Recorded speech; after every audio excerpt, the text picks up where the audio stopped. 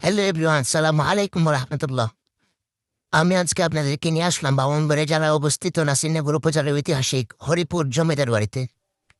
তিতাস নদীর ঠিক পূর্বকূল ঘেঁষে দাঁড়িয়ে থাকা শত বছরের পুরনো এই রাজকীয় অট্টালিকাটি যেন আজ ইতিহাসের সাক্ষী হয়ে আছে। তৎকালীন জমিদার কৃষ্ণপ্রসাদ রায়চৌধুরী ও গৌরপ্রসাদ রায়চৌধুরী প্রায় ১৭৫ বছর আগে এই বাড়িটি নির্মাণ করেছিলেন। দোতলায় বিশাল বাড়ির দিকে তাকালে অবাক হতে হয়। এই চমৎকার স্থাপত্যশৈলী আর কারুকার্য দেখে শোনা যায় প্রায় ৪৮০ শতাংশ জমির উপর তৈরি রাজবাড়িতে কক্ষ আছে মোট ৬০টি।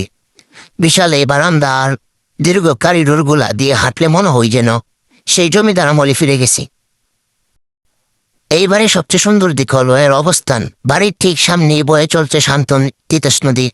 বর্ষাকালে যখন তিতাস কানায় কানায় বড় ওঠে তখন এই বাড়ির সৌন্দর্য যেন আরো ১০০০ গুণ বেড়ে যায়। নৌকায় বসে দূর থেকে এই জমিদার বাড়িটি দেখলে মনে হয় যেন জলের উপর এক প্রাচীন প্রাসাদ বেশে আছে। আপনারা জানলে অবাক হবেন, এই বাড়িটি তৈরির সময় কোনো রড ব্যবহার করা হয়নি। চুন সুরকি আর ইটের গাঁথুনিতে তৈরি এই বিশাল ইমারতটি আজও মাথা উঁচু করে দাঁড়িয়ে আছে। এই বিশাল সব খিলান আর মোটা দেওয়ালগুলো জানান দেয় তখনকার কৌশলীদের নিপুণ কারুকার্যের কথা।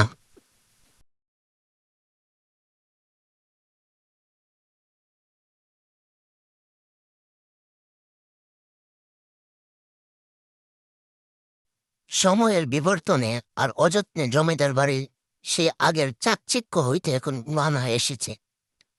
পরেস্তারা খসে পড়েছে, আগাছা জন্মেছে চারপাশে। তবু এই ধ্বংসাবশেষের মাঝেই যেন মিশে আছে এক অদ্ভুত মায়া আর আভিজাত্য।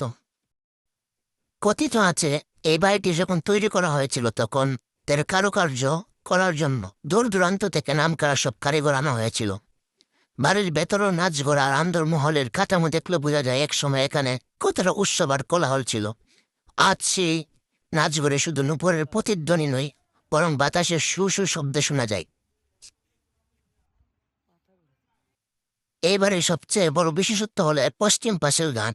জমিদাররা সরাসরি নৌকা থেকে নেমে যেন বাড়িতে প্রবেশ করতে পারেন, সেই জন্য নদীর একদম কিনারায় এটি নির্মাণ করা হয়েছিল। বিকেলবেলা যখন সূর্য ডুবে তখন তিতাসের পানিতে এই জমিদার বাড়ির ছায়া পড়ে এই মায়াবী পরিবেশ তৈরি হয়। তা ক্যামেরায় বন্দি করার মতো এক দৃশ্য। হয়তো আগের সেই জৌলুস এখন আর নেই। দেওয়ালগুলাই শেওলা ধরেছে, কিন্তু এর প্রতিটি ইটের বাজে বাজে লুকিয়ে আছে কত অজানা গল্প। আপনারা যদি ইতিহাস ভালোবাসেন আর তিতাস নদীর রূপ দেখতে চান তবে অবশ্যই একবার ঘুরে আসতে পারেন নাসিরনগরের এই হরিপুর জমিদার বাড়ি থেকে।